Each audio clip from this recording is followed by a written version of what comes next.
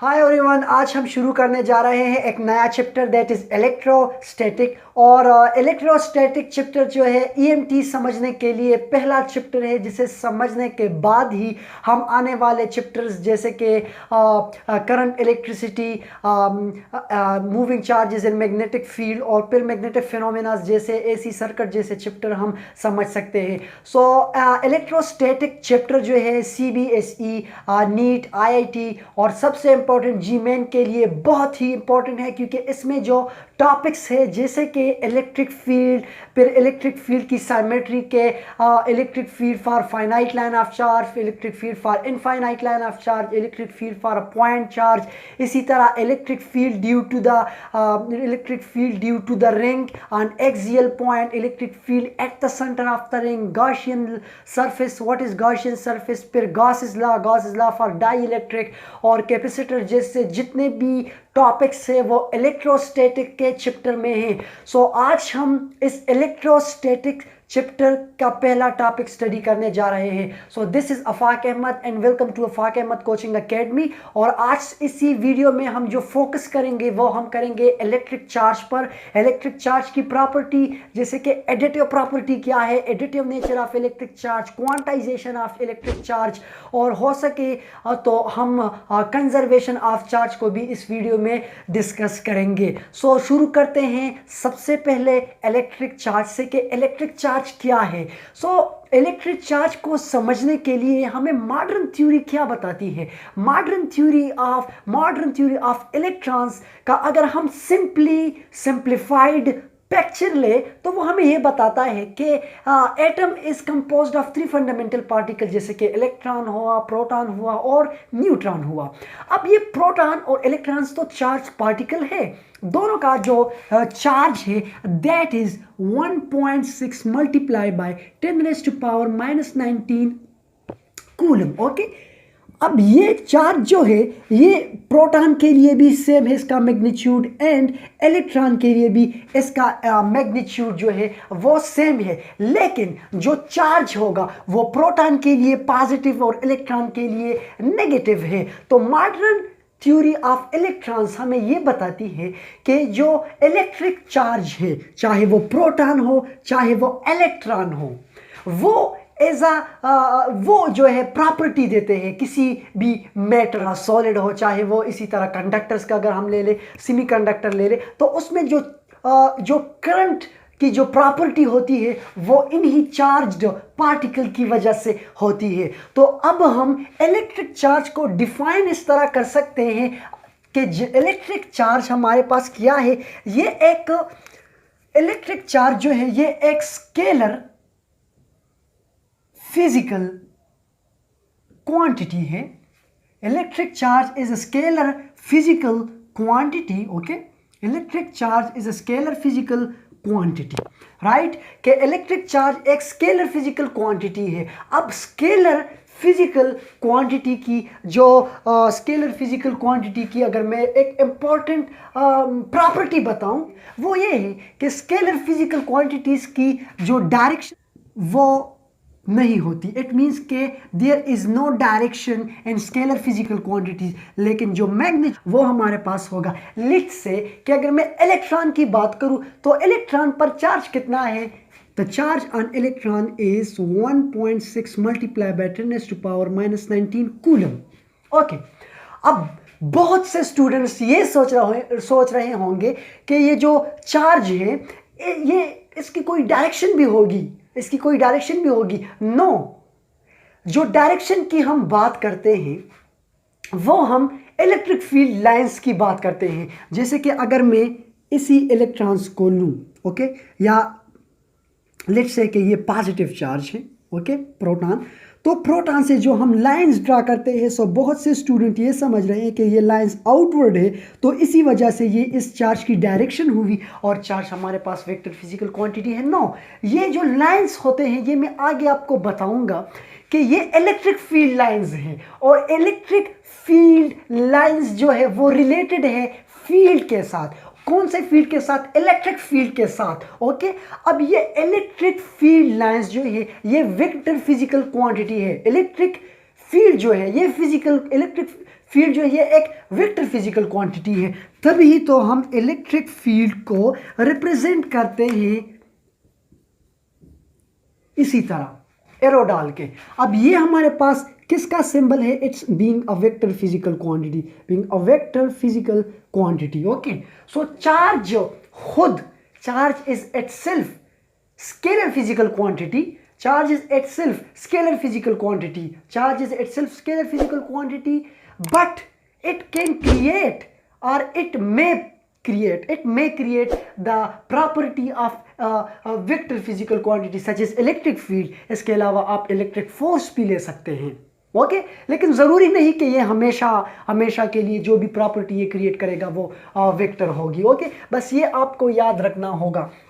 अब तक हमने बात की कि इलेक्ट्रिक चार्ज एक स्केलर फिजिकल क्वांटिटी है और ये जो है कुछ प्रॉपर्टी क्रिएट कर सकता है, कुछ प्रॉपर्टी क्रिएट कर सकता है कि वो वेक्टर इन नेचर हो, जैसे कि इलेक्ट्रिक फील्ड, जैसे कि इलेक्ट्रिक फोर्स। ये आगे आने वाले लेक्चर्स में मैं आपको बताऊंगा और भी ये क्लियर हो जाएगा, ये चीज़ें आपको बहुत ही क्लियर हो जाएगी, क्योंकि आगे हम इसी टर्मिनोलॉजीज़ को मद्देनज़र रखते हुए नेक्स्ट टॉपिक जो है, नेक्स्ट चैप्टर जो है वो हम पढ़ेंगे। तो इलेक्ट्रिक चार्ज की अगर मैं अब यूनिट की बात करूँ, सो एसआई सिस्टम में इलेक्ट्रिक चार्ज की जो यूनिट है, let me right here in SI system. Okay, system international में चार्ज की जो यूनिट है that is coulomb. Okay, that is coulomb. जबकि सीजीएस सिस्टम में सेंटीमीटर ग्राम सेकंड सिस्टम में जो चार्ज की यूनिट है that is Franklin. Okay, that is Franklin, या हम ESU भी कहते हैं, electrostatic unit. Okay, electrostatic unit. अच्छा, ये इलेक्ट्रोस्टैटिक से एक बात मुझे याद आ गई, वो ये है कि इस चैप्टर का नाम इलेक्ट्रोस्टैटिक है। इलेक्ट्रोस्टैटिक, इट मीन्स के electrons are stationary. What does it mean? अगर हम इसका मतलब समझे तो इलेक्ट्रोस्टैटिक मतलब ये है कि जब आप चार्जेस क्रिएट करते हैं, ओके, वो चार्जेस क्रिएट करते हैं कि वो स्टेशनरी हो। अब हम इस तरह चार्जेस किस तरह क्रिएट कर सकते हैं? लेट्स से कि एक एक्सपेरिमेंट है बहुत फेमस एक्सपेरिमेंट। अगर आप रॉड और सिल्क को रब करें तो रॉड जो है that will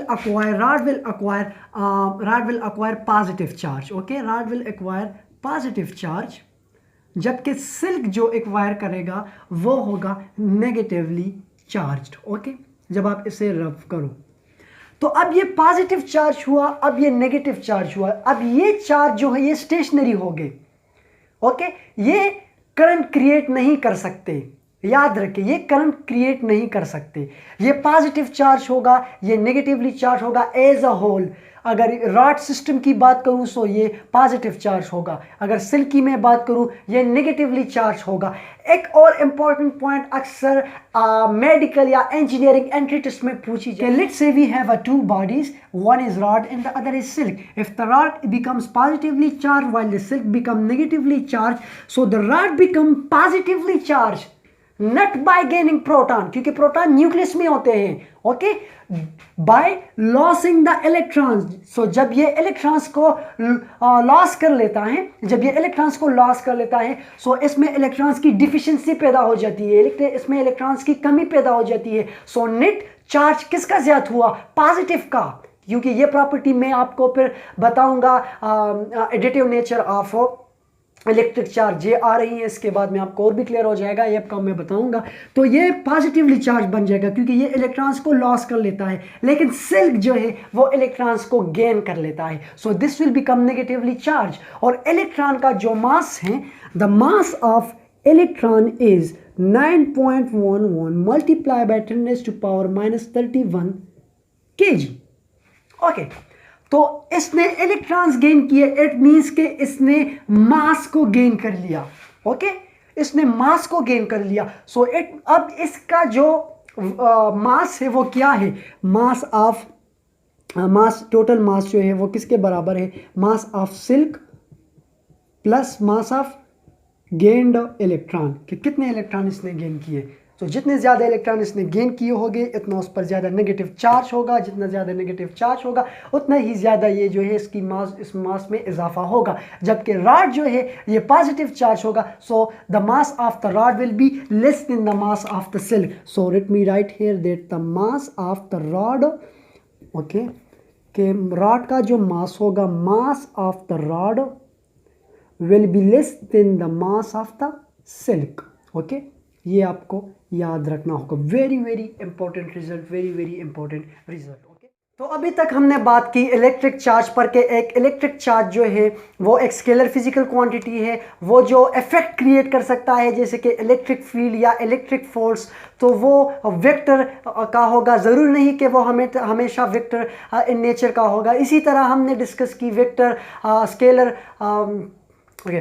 तो अभी तक हमने बात की इलेक्ट्रिक चार्ज की यूनिट्स पर। In SI system, CGS system के इलेक्ट्रिक चार्ज जो है वो सीजीएस सिस्टम में उसकी जो यूनिट्स है वो फ्रैंकलिन है या इलेक्ट्रोस्टैटिक यूनिट भी जिसे हम कहते हैं। और बाद में हमने ये भी आपको बताया कि एक इलेक्ट्रिक चार्ज जो है वो खुद एक स्केलर है, लेकिन जो इफेक्ट क्रिएट कर सकता है जैसे कि इलेक्ट्रिक फील्ड और जो इलेक्ट्रिक फोर्स ये क्रिएट करता है तो वो वेक्टर इन नेचर होगा, और जो फील्ड जो क्रिएट करता है वो भी वेक्टर फील्ड होगा।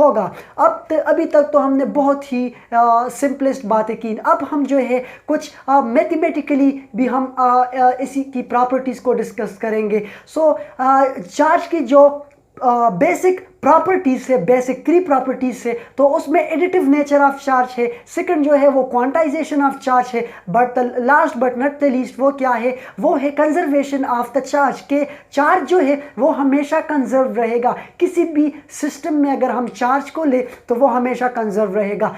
तो आज हम जो है सबसे पहले प्रॉपर्टी में जो हम डिस्कस करने जा रहे हैं वो है additive nature of electric charge. So let me right it here, the additive nature of electric charge, additive nature of electric charge। अब एडिटिव नेचर का मतलब क्या है? इट मीन्स के अगर हमारे पास किसी भी सिस्टम में लेट्स से कि ये हमारा सिस्टम है और इसी सिस्टम में मेरे पास कोई चार्जेस पड़े हुए हैं, let's say this is Q1, this is Q2 and this is Q3 up to Qn। Okay, ये मेरे पास चार्जेस पड़े हुए हैं। अब इसी सिस्टम का अगर मैं टोटल चार्ज, नेट चार्ज मालूम करूं तो मेरे पास क्या होगा? Total charge will be is equal to the algebraic sum Q1 plus Q2 plus Q3 up to Qn। Okay, ये रूल जो है, ये अलजेब्रिक सम, ये ही है ये अलजेब्रिक सम जो है, क्योंकि इसको मैंने अलजेब्रिकली सम किया। क्यों अलजेब्रिकली? क्योंकि इलेक्ट्रिक चार्ज मेरे पास स्केलर फिजिकल क्वांटिटी है। सो जब 2 स्केलर फिजिकल क्वांटिटी को मैं ऐड करूं, लेट्स से कि ये मेरे पास स्केलर क्वांटिटी है, तो स्केलर क्वांटिटी को जब मैं ऐड करूं तो अगर उसको मैं ऐड करूं तो सिंपली ऐड करूंगा क्योंकि वो स्केलर फिजिकल क्वांटिटी है। लेकिन अगर वो वेक्टर फिजिकल क्वांटिटी हो तो फिर मैं अलजेब्रिक रूल्स अप्लाई नहीं कर सकता, जैसे कि एडिशन और सब्ट्रैक्शन। वहां पर मुझे parallelogram law vector of addition apply करनी होगी, डिपेंड करना होगा कि किस एंगल पर वो ऐड हो रहे हैं। तो ये डिफरेंट टर्मिनोलॉजी से जो मैं आपको आगे electric field, electric force being a vector physical quantity, तो मैं आपको ये आगे क्लियर कर दूंगा। इस पर हम कुछ MCQs करेंगे, कुछ क्वेश्चन करेंगे, एग्जाम्पल करेंगे, तो ये आपको और भी क्लियर हो जाएगा। अब लेट्स से कि मेरे पास कोई दूसरा सिस्टम है, लेट्स से कि मेरे पास ये कोई दूसरा सिस्टम है। Okay, let me make it more clearly. Okay, कि हमारे पास इसमें कोई चार्जेस है लेकिन वो डिफरेंट नेचर के हैं। डिफरेंट नेचर मीन पॉजिटिव और नेगेटिव। सो लेट्स से कि this is positive Q1, okay, and this is negative Q2, okay, and this is negative, this is let's say positive Q3, okay. अब इसी system का अगर मैं net charge find करूं, so net charge will be is equal to the algebraic sum. So algebraic sum क्या है? Q1 plus negative Q2 plus Q3, okay. अब let's say कि Q1 is equal to 4 coulomb, क्योंकि plus है so plus 4 coulomb, और जो Q2 है, let me write it here, let's say Q1 is equal to plus 4 coulomb, and Q2 is equal to Q2 भी minus है, so let's say this is minus 4 coulomb. Let's say कि Q3 is equal to plus 4 coulomb. Okay. सो अब अगर मैं algebraic sum find करूँ, algebraic sum में find करूँ, सो Q1 क्या है मेरे पास, वो है 4 coulomb.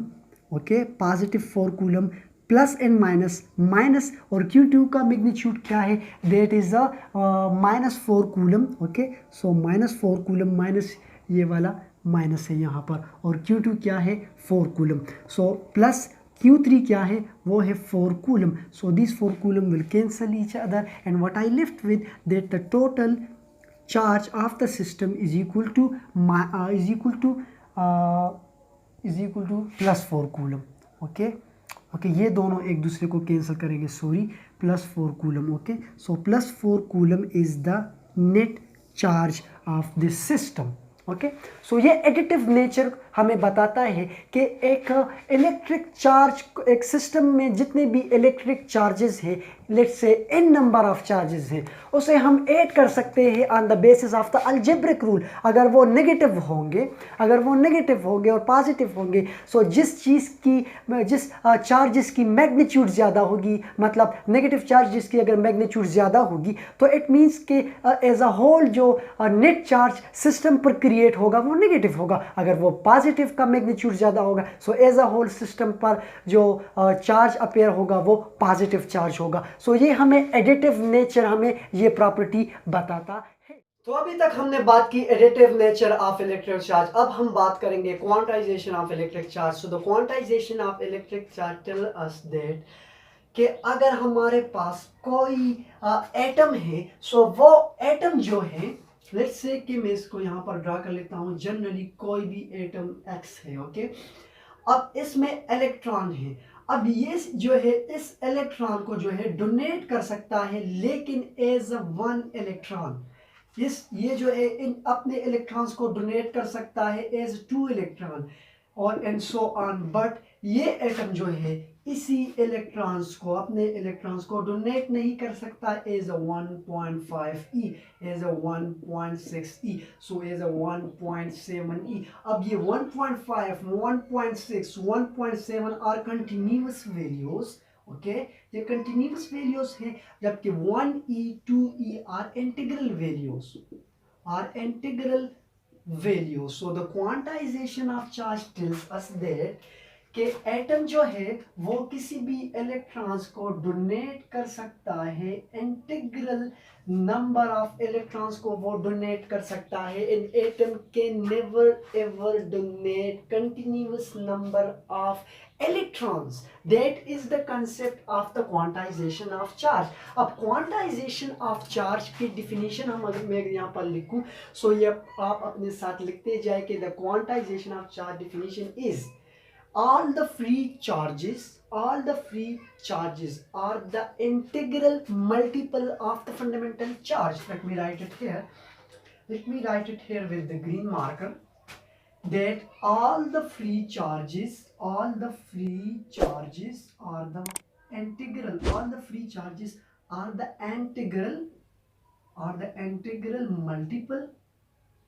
multiple of fundamental charge. All the free charges are the integral multiple of fundamental charge. Okay, so you can see here that all the free charges are the integral multiple of fundamental charge. और fundamental charge जो है उसे हम minimum charge भी कहते हैं, क्योंकि fundamental charge जो है इसका जो magnitude है, so चाहे वो positively charge हो चाहे वो negatively charge हो, that is same 1.6 multiplied 10 raised to power minus 19 coulomb. और n जो है, so n is equal to 1, 2, 3, 4 and so on. Okay, so कोई भी एटम जो है वो अगर चार्ज को डोनेट कर सकता है, सो वो इंटीग्रल डोनेट कर सकता है. वो 1 को डोनेट कर सकता है, 2 इलेक्ट्रॉन्स को डोनेट कर सकता है, 3 इलेक्ट्रॉन्स को भी वो डोनेट कर सकता है. सिमिलरली कोई एटम अगर रिसीव करे तो वो भी इन इलेक्ट्रॉन्स को रिसीव करेगा as a 1 electron, as a 2 electron, as a 3 electron. So what I am trying to say here that the quantization of charge tell us tells us that all the free charges are the integral multiple of the fundamental charge. और fundamental charge हमारे पास क्या है? That is E. E is the fundamental charge is equal to 1.6 multiplied 10 raised to power minus 19 coulomb. This is the fundamental charge. In case of for positive charge we write here positive, और अगर हमारे पास negative charge हो जैसे कि electron तो हम यहाँ पर negative sign जो है वो लिखते हैं. So this is the fundamental charge value. अब अगर मैं इसको और भी अच्छी तरह एक्सप्लेन करना चाहूँ तो मैं इससे एक एग्जांपल से एक्सप्लेन कर सकता हूँ जो कि मैंने इस वीडियो की बिगिनिंग में आपको बताया था. That is silk rod experiment. So let's say कि ये हमारे पास कोई ग्लास रॉड है और ये हमारे पास सिल्क क्लॉथ है. ओके, अब यहाँ पर जो रॉड है ये क्या करेगा? अपने ही इलेक्ट्रॉन्स को लॉस करेगा. सो लेट्स से कि ये एक इलेक्ट्रॉन्स को लॉस कर लेता है और सिल्क एक इलेक्ट्रॉन को गेन कर लेता है. सिमिलरली ये दूसरे इलेक्ट्रॉन को लॉस कर लेता है, ये इलेक्ट्रॉन्स को गेन कर लेता है. एंड सिमिलरली ये 4 इलेक्ट्रॉन को लॉस कर लेता है, जबकि ये सिल्क जो है इलेक्ट्रॉन्स को क्या कर लेता है? गेन कर लेता है. Okay, so rod become positively charge while the silk become negatively charge. Okay, so that is why हम कहते हैं कि रॉड जो है वो इलेक्ट्रॉन्स को लॉस कर लेता है और पॉजिटिव चार्ज इस पर अपेयर हो जाते हैं. अब क्वेश्चंस पैदा होते हैं कि यहाँ पर मास किसका ज्यादा होगा. सो एज यूजुअल मैंने बिगिनिंग ऑफ द वीडियो में आपको बताई इन द बिगिनिंग कि यहाँ पर जो इलेक्ट्रॉन्स होंगे उसका अपना कोई मास है. सो कितने इलेक्ट्रॉन इसने गेन किए? That is 4 electron. और अब इलेक्ट्रॉन का कोई फाइनाइट मास भी है, that is 9.11 multiply 10 raised to power minus 31 kg. So we will multiply the mass of the electron. So 4 electron ने गेन की, so it means कि इतने mass of electrons को गेन किया है. So mass there has been increase in the mass of the cell, क्योंकि इसने electrons को गेन किए हैं. So it means कि जो भी नेगेटिवली चार्ज बॉडी होगी उसने इलेक्ट्रॉन्स गेन किए, उसने इलेक्ट्रॉन्स गेन किए, उसने मास गेन किया, उसने मास गेन किया, इसलिए उसका मास जो है वो ज्यादा हो जाएगा as compare to positively charge. So अब यहाँ पर क्वांटाइजेशन ऑफ रूल को अगर हम देखें तो इसने 4 इलेक्ट्रॉन को लॉस किए हैं और 4 इलेक्ट्रॉन इसने गेन किए हैं. लेकिन ये जो रॉड है it can never ever donate 4.5, 4.6, 4.7 electrons. Okay, similarly ये भी 4.5, 4.6, 4.7 इलेक्ट्रॉन्स को जो है वो रिसीव नहीं कर सकता. अब यहाँ पर मैं अगर क्वेश्चंस लिख दूँ, let me right here the questions here. Okay, let's say कि हमारे पास क्वेश्चन है, क्वेश्चन नंबर 1. अगर आपसे पूछा जाए कि is a charge of 4.5 multiplied 10 raised to power minus 19 coulomb is possible. Okay, is charge of 4.5 multiplied 10 raised to power minus 19 coulomb is possible. Okay, is charge of 4.5 multiplied 10 raised to power minus 19 coulomb is possible. So हमें क्या पता है कि the charge on body क्या है? Q is equal to plus minus NE. So let's say कि हम इसे evaluate कर रहे हैं for positively charge. Okay, so हम क्या कर रहे हैं कि हमें पता लगाना है कि 4.5 multiply 10 raised to power minus 19 coulomb charge जो है क्या वो पॉसिबल है. सो मैं इसको इस तरह भी लिख सकता हूँ कि N is equal to Q over E, और चार्ज हमारे पास उन्होंने क्या दिया है 4.5 multiply 10 raised to power minus 19 coulomb, और charge on electron is 1.6 multiply 10 raised to power minus 19 coulomb. Coulomb will cancel coulomb में 10 to power minus 19 will cancel with 10 raised to power minus 19. What I left with that the 4.5 divided by 1.6 is equal to 2.8. Okay, तो इसको मैं black पे लिख लेता हूँ 2.8. n is equal to 2.8. अब 2.8 मेरे पास कौन सी वैल्यू है? 2.8 हमारे पास कंटिन्यूअस वैल्यू है, ये इंटीग्रल वैल्यू नहीं है. Hence charge of 4.5 multiplied 10 raised to power minus 19 coulomb is not possible. Okay, ये हमारे पास possible नहीं है. This is called the quantization of charge. Similarly, if someone tells you, अगर मैं next questions की बात करूँ, next question की मैं बात करूँ, is 3.2 multiplied 10 raised to power minus 19 coulomb is possible. Okay, let me write here is a charge. Okay, is a charge of 3.2 multiply 10 raised to power minus 19 coulomb is possible. Okay, अब यहाँ पर charge हमारे पास क्या है, Q is equal to 3.2 multiply 10 raise to power minus 19 coulomb. Okay, और जो quantization rule है उसका जो फार्मूला है वो हमें क्या बताता है कि Q is equal to plus minus n e. Let's say कि we are evaluating this for negatively charge. Okay, so Q is equal to N over E and N is equal to minus Q over E. Okay, so Q की जगह मैं लिख सकता हूँ 3.2 multiply 10 raised to power minus 19 coulomb divided by 1.6 multiply 10 raised to power minus 19 coulomb. This coulomb will cancel this coulomb. 10 raised to power 19 will cancel out with this 10 raised to power minus 19. What I left with 3.2, 1.6. So 1.6, 3.2 divided by 1.6 gave me 2. Okay, is equal to 2. अब 2 क्या है, 2 is integral number, क्योंकि आप यहाँ पर देख सकते हैं कि it is equal to 1 2.